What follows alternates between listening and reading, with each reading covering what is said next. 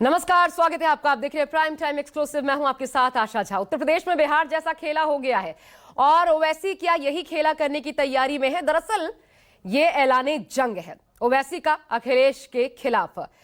और अभी से पहले 26 में और फिर 27 में भाजपा के उत्तर प्रदेश में हार का ऐलान किया था अखिलेश यादव ने, लेकिन उनकी इस उम्मीद, इस महत्वाकांक्षा की राह में एक बड़ा रोड़ा तैयार होता नजर आ रहा है। और दिलचस्प यह है कि इसकी भी पहली परीक्षा बंगाल में ही होगी और फिर उत्तर प्रदेश में।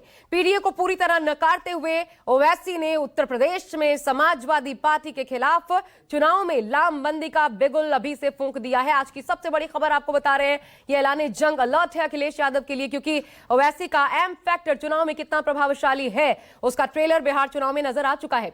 बिहार में उनकी मौजूदगी ने विपक्ष के लिए सीमांचल में मजबूत समझी गई जमीन को भी उनके नीचे से खिसका लिया। और अब इसी उद्घोष के साथ कि मुसलमान दरी नहीं बिछाएगा, सपा के नीचे से उसके सबसे भरोसेमंद वोट बैंक को खींचने का प्लान तैयार कर रहे हैं असदुद्दीन ओवैसी। ऐसे में आज देखिए प्राइम टाइम एक्सक्लूसिव में 27 में योगी वर्सेस अखिलेश, ओवैसी कराएंगे क्लेश। लेकिन उन मुसलमानों को बता रहा हूं जो थोड़ा भटक के कुछ कहते हैं ना कि अपना लीडर पैदा करना चाहिए, तो पाकिस्तान जाए, वहां लीडर पैदा करें अपना। सुनो अबू आसिम साहब, कान खोल कर सुन लो।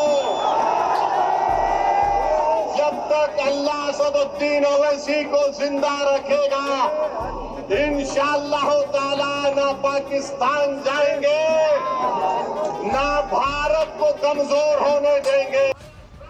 AIMIM के चीफ की ये सियासी चीख और चुनौती अखिलेश के खिलाफ है, समाजवादी के खिलाफ है। 27 में बिहार जैसे खेला करने का दावा है।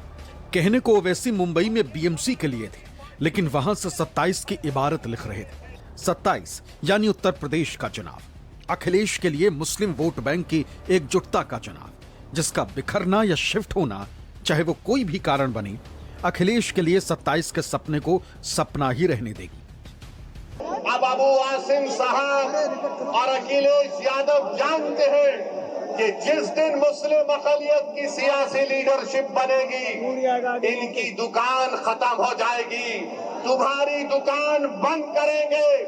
जो तुम खून चूसते हो हमारा और आवाम का कोई फायदा नहीं करते, कि 42,000 को अतीक को हासिल हुए, ये गलती से हासिल हो गए। अबू आसिम साहब, मैं आपको बता रहा हूं, हमसे थोड़ी कोताही हो गई। अगर असदुद्दीन ओवैसी रोडों पर चल जाता तो तुम हार जाते। BMC में बाजी मारने के लिए ओवैसी समाजवादी पार्टी के कद्दावर नेता अबू आजमी के परंपरागत गढ़ मानखुर्द गोवंडी इलाके में थे। वहीं से ओवैसी ने सीधी चुनौती पेश कर दी। मानखुर्द और गोवंडी क्षेत्र को लंबे समय से समाजवादी पार्टी का मजबूत वोट बैंक माना जाता है। यहां से अबू आजमी लगातार विधायक चुने जाते रहे। यही नहीं, BMC चुनावों में भी सपा के ज्यादातर पार्षद इसी इलाके से जीत कर आते रहे। मुस्लिम बहुल इस क्षेत्र में सपा की पकड़ अब तक मजबूत रही। महाराष्ट्र में सपा यानी अबू आजमी, वही अबू आजमी जिन्होंने ओवैसी को पाकिस्तान भेजने की बात कही थी, और मुस्लिम वोट बैंक की राजनीति करने वाले दोनों की सियासी नोकझोंक चलती रही। लेकिन उन मुसलमानों को बता रहा हूं जो थोड़ा भटक के कुछ कहते हैं ना कि अपना लीडर पैदा करना चाहिए, तो पाकिस्तान जाए, वहां लीडर पैदा करें अपना। यहाँ के मुकामी MLA साहब बोलते हैं कि पाकिस्तान चले जाओ। सुनो अबू आसिम साहब, कान खोल कर सुन लो।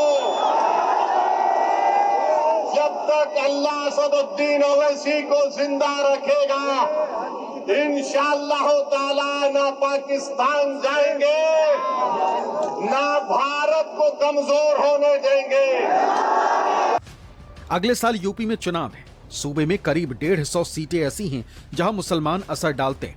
बिहार में मुस्लिम बाहुल्य सीटों पर अपनी मौजूदगी दर्ज कराकर महागठबंधन के साथ खेल करने वाले ओवैसी यूपी के लिए पूरी तैयारी में जुटे। उत्तर प्रदेश में तो जाएंगे, उत्तर प्रदेश में दरी नहीं बिछाएंगे। उत्तर प्रदेश में MY PDA का ये सब झूठ बातें करते हैं ना, उनके खिलाफ जाएंगे, आप निश्चिंत रहिए। ओवैसी की इस एंट्री से यूपी में नया समीकरण और नई टेंशन बढ़ने वाली। उस यूपी में जहां भारतीय जनता पार्टी और समाजवादी पार्टी के बीच सीधा मुकाबला है और सपा की जीत में मुस्लिम समीकरण बेहद जरूरी है। ओवैसी ने जिस फॉर्मूले को बिहार में आजमाया, अब इसी फॉर्मूले को ओवैसी यूपी में आजमाना चाहते। दरअसल 10 साल से सत्ता से बाहर चल रहे अखिलेश यादव ने अब की बार यूपी फतेह के लिए सबसे अलग और खास रणनीति बना रखी, जिसे उन्होंने पीडीए नाम दे रखा है। पीडीए यानी पिछड़ा, दलित और अल्पसंख्यक। यूपी में पिछड़ों की आबादी करीब 40%, वहीं दलित 21% और मुस्लिम 19% के करीब, जिसे मिलाकर 80% के आसपास बनता है, जिसे एकजुट कर अखिलेश यादव यूपी में फिर से सत्ता पाने की कोशिश कर रहे हैं।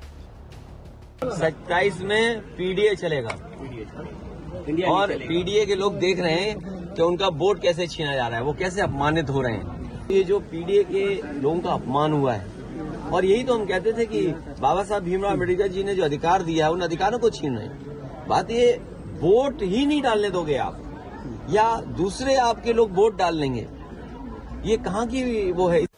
कल तक MY बोलते थे, अब PDA बोल रहे हैं, मगर PDA में वो ब्रैकेट्स में होता है और स्मॉल लेटर्स में होता है, कैपिटल लेटर्स में खाली Y होता है। और PDA में कभी आप लफ्ज मुसलमान का नाम लेने से कतराते हैं। तो ये भारत के 14% मुसलमानों ने इन लोगों को देख लिया है कि ये सिर्फ बोलते हैं कि तुम जिंदा रहो, तुम्हारी गुर्बत, तुम्हारी बेरोजगारी, तुमसे जो नाइंसाफी की जा रही है, तुम्हारे जो मजहबी इदारों पर हमले किए जा रहे हैं, उसको सब बर्दाश्त करो।